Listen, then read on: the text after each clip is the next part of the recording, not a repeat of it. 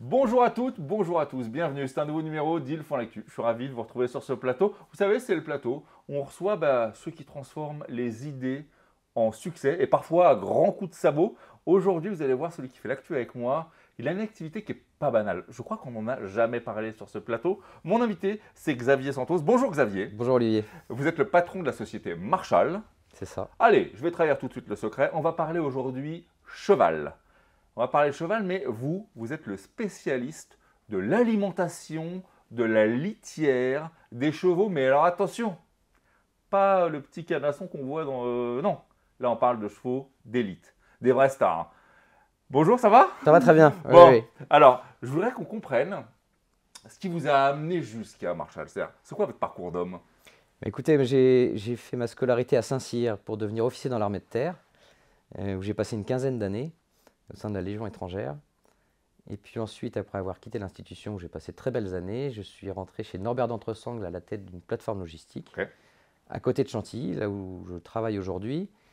Et c'est là que j'ai rencontré la famille Marshall, à qui j'ai racheté cette société. D'accord. Il y a une dizaine d'années maintenant. Mais vous aviez une appétence particulière pour ce domaine-là? Oui, parce qu'on ne rentre pas dans ce monde du cheval par hasard. Je monte à cheval depuis tout petit. Ouais. J'ai fait un peu de compétition et puis aujourd'hui beaucoup de balades et j'en profite avec mes enfants.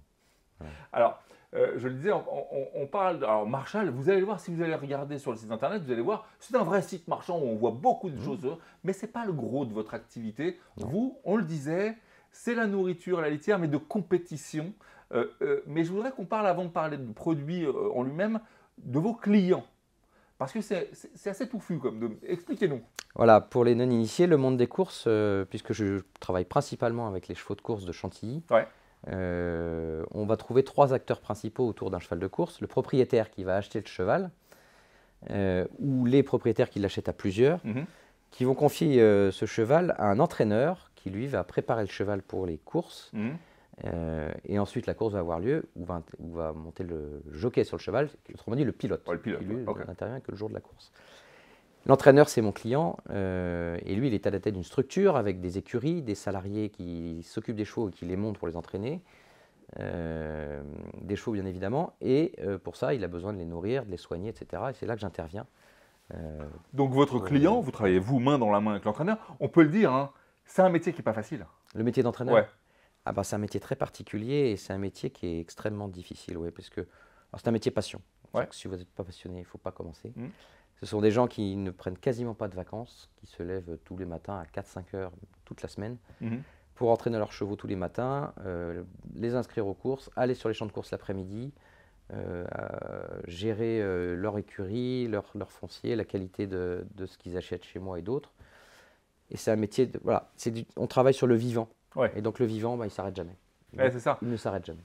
J'ai envie de dire que vos produits, en tout cas de fourrage et d'alimentation, sont étroitement liés finalement à la réussite d'un cheval de haut niveau. Comment vous travaillez précisément, techniquement avec les entraîneurs pour donner le meilleur à chacun des Alors, chevaux? on va rencontrer le client, on va voir un Ouais. peu, parce qu'ils n'ont pas toutes les mêmes idées pour entraîner, et bien heureusement.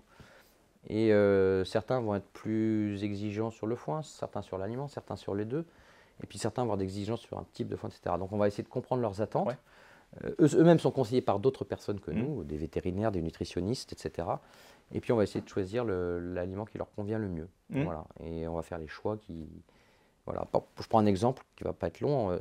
Sur la litière, il y a soit du copeau qui est à base de résineux, soit de la paille. Les deux ont des avantages et des inconvénients. Les deux n'ont pas le même tarif. Mais si l'un est plus cher que l'autre, c'est parce qu'il y a peut-être moins de soucis. Voilà.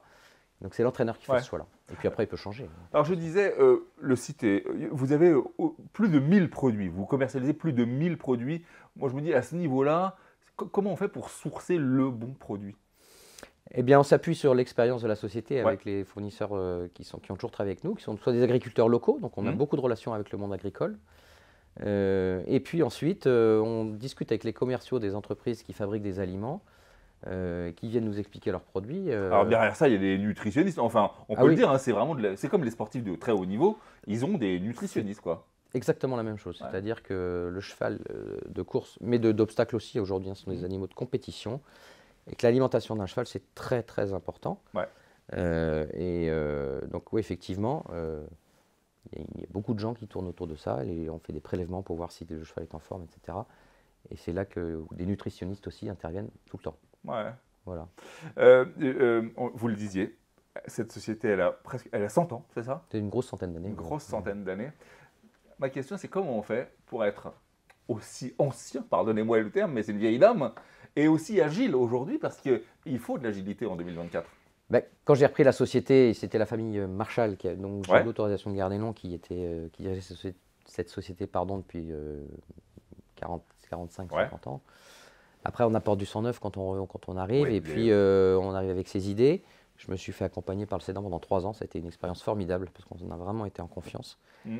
Et aujourd'hui, voilà, j'ai construit un magasin, j'ai ouvert un site internet, j'ai mis en place un système de drive-in C'est génial. pour les C'est aliments.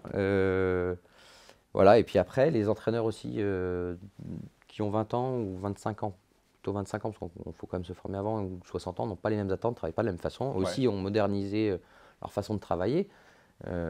Avant, dans les écuries, vous aviez pléthore de main-d'œuvre. Aujourd'hui, il y en a beaucoup moins. Donc, on s'est mécanisé, on a des camions, des engins pour livrer, pour aller plus vite, pour répondre à tout ça. L'équipe, on le dit tout, hein, derrière chaque grand patron, Voilà. il y a une grosse Très équipe. important. Et vous, je crois qu'il y a des gens que vous voulez saluer quand même. Je veux saluer toutes mes équipes. Ouais. J'ai un commercial qui est dédié au concours hippique, qui travaille énormément, qui est sur tous les concours et qui est connu comme le Loup Blanc. J'ai une équipe marketing, magasin de 5 personnes qui a développé tout ça et qu'on a mis en place depuis 5-6 ans. Encore une fois, des passionnés. Voilà. Et puis j'ai mes chauffeurs-livreurs. C'est un métier très, très dur aussi pour eux. Mm. C'est des gens qui aiment bien la diversité de ce qu'on fait, mais derrière, il y a beaucoup de manutention, il y a des heures, on travaille tout le temps dehors. Voilà, et puis on manœuvre dans des endroits compliqués. Voilà, c'est un métier qui n'est pas évident, mais qui rend l'ambiance très familiale. Vous l'avez dit, métier sympa. passion, Voilà, j'en suis convaincu. Petite question, pardonnez-moi la naïveté de cette question par avance, je le sais. Je sais que les gens derrière ils se posent la question, ça vaut quoi un cheval? Ah, c'est une Est-ce qu'on question. peut se le payer tous? J'ai envie de dire oui.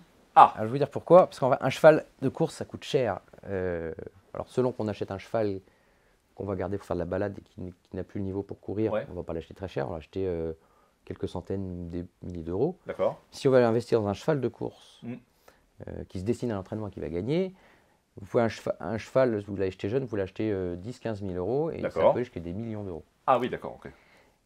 Mais là où je vous dis que tout le monde y a accès, c'est qu'on peut acheter un cheval à plusieurs. On peut acheter des parts. On achète des parts, des génial. genoux, des pattes. Donc en fait, on peut s'associer. Vous appelez ça comment, des pattes? Des pattes. On achète un bout de patte de cheval. C'est pas très joli, mais c'est comme ça. C'est un peu le.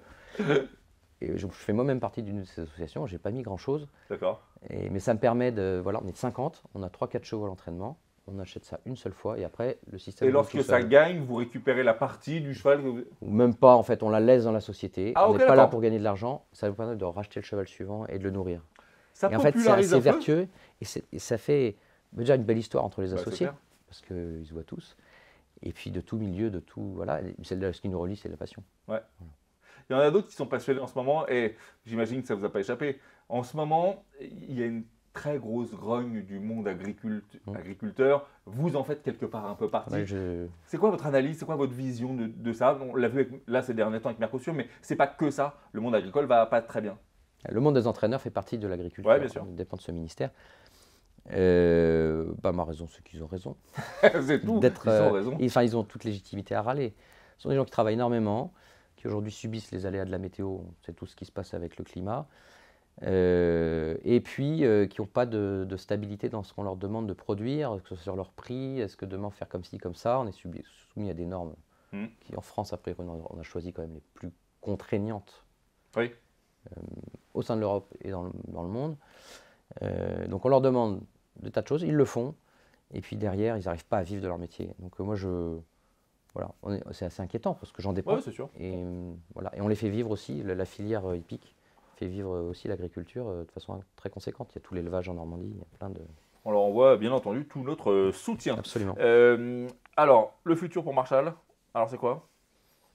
Et ben, c'est continuer à bien À être servir heureux, mon à client, rendre puis heureux ces gens-là, ouais. à s'adapter aussi, parce que ça évolue très vite, hein, tout va très vite aujourd'hui. Et puis on a un projet aussi de recyclage des fumiers, parce que je récolte les fumiers de mes clients. Ouais, au Parce moins, que je leur vends de la paille, mais je dois reprendre le fumier. économie circulaire. Voilà. Mais après, ce fumier, il faut trouver une solution. Ouais. J'en Qu'est-ce que vous brasse faites 30 000 tonnes par an aujourd'hui, soit dans des champs, mais c'est pas très facile, ça coûte très cher parce qu'il faut le transporter loin, etc. Ou dans les champignons, mais c'est de moins en moins régulier. Ouais.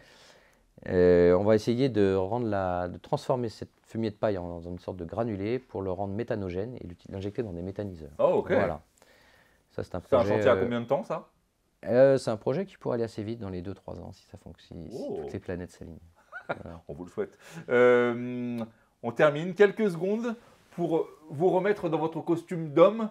J'ai envie de dire, à chaque fois que je reçois les gens, je leur demande quelle est l'œuvre culturelle qui les a marqués ou qui les a touchés. Vous, c'est quoi? Ouais, vous l'avez dit, mon costume d'homme. Moi, ce qui m'intéresse dans tout mon parcours, et je crois que le fil rouge de ma vie professionnelle, c'est l'homme avec un grand H, et qu'en fait, on réussit avec l'homme. Et j'ai toujours aimé manager, commander dans l'armée, manager dans le civil. Voilà. Dans le civil. Et un des moments fondateurs de mes choix, c'était la lecture d'un livre qui a été écrit par le commandant Denoy de Saint-Marc, qui a traversé toutes les crises de la deuxième moitié du XXe siècle, la Deuxième Guerre mondiale, l'Indochine, l'Algérie, et qui a fondé qui a vraiment servi ses hommes toute sa vie, voilà, et qui s'est jamais renié, qui a toujours été fidèle. Et ça m'a aidé, ça m'a déterminé à entrer dans l'armée. C'est un livre qui vous a structuré. Voilà. Et aujourd'hui, même en quittant l'armée, j'ai voulu continuer à exploiter, à manager, à avoir des équipes, à avoir des gens, à être sur le terrain, au bureau, etc. Et voilà, ce livre, il a été assez fondateur. Alors, je le dis, ce livre s'appelle Chant de braise. Absolument. Chant de braise. Merci, Xavier, d'avoir passé ce temps humain avec nous et d'avoir peut-être rendu un peu plus intelligent qui nous regarde sur ce monde du cheval. On vous souhaite tout le bonheur que vous méritez. Merci et tout beaucoup. le succès que vous méritez. Vous qui nous regardez, eh bien, on se dit à la prochaine. D'ici là, tâchez d'être heureux parce que le reste, ça suit toujours. Bye bye, ciao, ciao.